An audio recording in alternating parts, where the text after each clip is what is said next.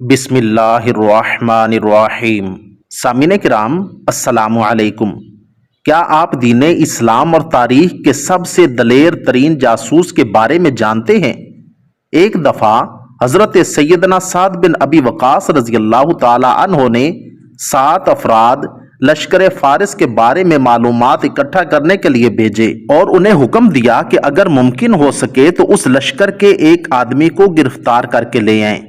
یہ 7 آدمی ابھی نکلے ہی تھے کہ اچانک انہوں نے دشمن کے لشکر کو سامنے پایا، جبکہ ان کا گمان یہ تھا کہ لشکر ابھی دور ہے، تو انہوں نے آپس میں مشورہ کر کے واپس پلٹنے کا فیصلہ کیا۔ مگر ان میں سے ایک آدمی نے امیر لشکر سعد کی جانب سے ذمہ لگائی گئی مہم کو سر انجام دیے بغیر واپس لوٹنے سے انکار کر دیا، اور یہ 6 افراد مسلمانوں کے لشکر کی جانب واپس لوٹ آئے، جبکہ ہمارا یہ بطل اپنی مہم کی ادائیگی کے لیے فارسیوں کے لشکر کی طرف تنے تنہا بڑھتا چلا گیا۔ انہوں نے لشکر کے گرد ایک چکر لگایا اور اندر داخل ہونے کے لیے پانی کے نالوں کا انتخاب کیا، اور اس میں سے گزرتا ہوا فارسی لشکر کے ہر اول دستوں تک جا پہنچا، جو کہ 40,000 لڑاکوں پر مشتمل تھے۔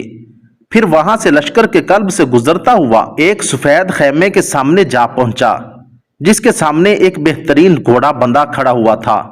اس نے جان لیا کہ یہ دشمن کے سپہ سالار رستم کا خیمہ ہے، چنانچہ یہ اپنی جگہ پر انتظار کرتے رہے یہاں تک کہ رات گہری ہو گئی۔ رات کا کافی حصہ چھا جانے پر یہ خیمہ کی جانب بڑھے اور تلوار کے ذریعے خیمہ کی رسیوں کو کاٹ ڈالا، جس کی وجہ سے خیمہ رستم اور خیمہ میں موجود افراد پر گر پڑا۔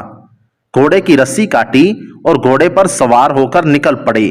اس سے ان کا مقصد فارسیوں کی تضحیک اور ان کے دلوں پر رعب پیدا کرنا تھا۔ یہ گھوڑا لے کر جب فرار ہوئے تو گھوڑ سوار دستے نے ان کا پیچھا کیا۔ جب یہ دستہ قریب آتا تو یہ گھوڑے کو ایڑی لگا دیتے، اور جب دور ہو جاتا تو اپنی رفتار کم کر لیتے تاکہ وہ ان کے ساتھ آ ملیں، کیونکہ وہ چاہتے تھے کہ ان میں سے ایک کو دھوکے سے کھینچ کر حضرت سعد کے پاس ان کے حکم کے مطابق لے جائے۔ چنانچہ 3 سواروں کے علاوہ کوئی بھی ان کا پیچھا نہ کر سکا۔ انہوں نے ان میں سے 2 کو قتل کر دیا اور تیسرے کو گرفتار کر لیا۔ یہ سب کچھ تنے تنہا انجام دیا۔ قیدی کو پکڑا، نیزہ اس کی پیٹھ کے ساتھ لگایا اور اسے اپنے آگے ہانکتے ہوئے مسلمانوں کے معسکر میں جا پہنچے اور حضرت سعد بن ابی وقاص کی خدمت میں پیش کیا۔ فارسی کہنے لگا، مجھے جان کی امان دو، میں تم سے سچ بولوں گا۔ حضرت سعد فرمانے لگے، تجھے امان دی جاتی ہے اور ہم وعدے کی پاسداری کرنے والی قوم ہیں، لیکن شرط یہ ہے کہ ہمارے ساتھ جھوٹ نہ بولنا۔ پھر حضرت سعد نے فرمایا، ہمیں اپنی فوج کے بارے میں بتاؤ۔ فارسی انتہائی دہشت ناک اور ہذیان کی کیفیت میں کہنے لگا، اپنے لشکر کے بارے میں بتانے سے قبل میں تمہیں تمہارے آدمی کے بارے میں بتلاتا ہوں۔ اور کہنے لگا، ہم نے اس سے پہلے اس جیسا شخص آج تک نہیں دیکھا، میں ہوش سنبھالتے ہی جنگوں میں پلا بڑا ہوں۔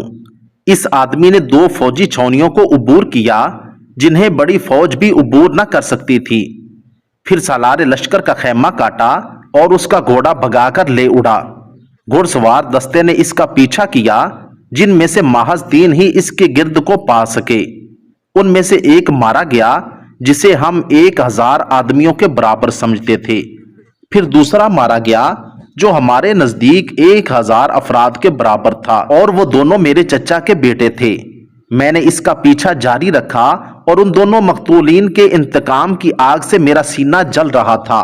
میرے علم میں فارس کا کوئی ایسا شخص نہیں جو قوت میں میرا مقابلہ کر سکے، اور جب میں اس سے ٹکرایا تو موت کو اپنے سر پر منڈلاتے پایا۔ چنانچہ میں نے امان طلب کی اور قیدی بننا قبول کر لیا۔ اگر تمہارے پاس اس جیسے اور افراد ہیں تو تمہیں کوئی ہزیمت سے 2 چار نہیں کر سکتا۔ پھر اس فارسی نے اسلام قبول کر لیا۔ کیا آپ جانتے ہیں کہ یہ عظیم المرتبت بطل کون تھے جنہوں نے لشکر فارس کو دہشت زدہ کیا، ان کے سالار کو رسوا کیا اور ان کی صفوں میں نقب لگا کر واپس آ گئے؟ یہ طلحہ بن خویلد الاسدی رضی اللہ تعالی عنہ تھے۔